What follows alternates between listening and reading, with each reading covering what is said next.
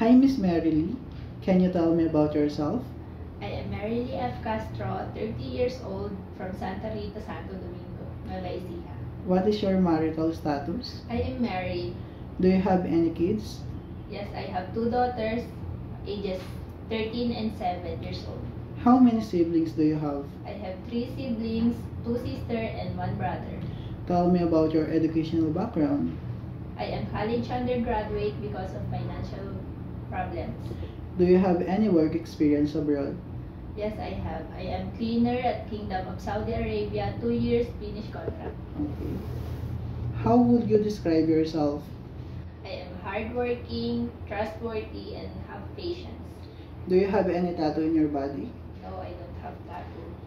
Did you undergo to any kind of surgery? No, Why do you want to work abroad? because I want to give a better future for my daughters. Are you scared of dogs and cats? No, Give me your idea, how can you take care of naughty children and children with tantrums? we can speak to them calmly and have patience.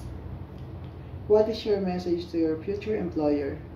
Dear employer, I will do my best to become a good worker, and if you have children, I will love them as my own.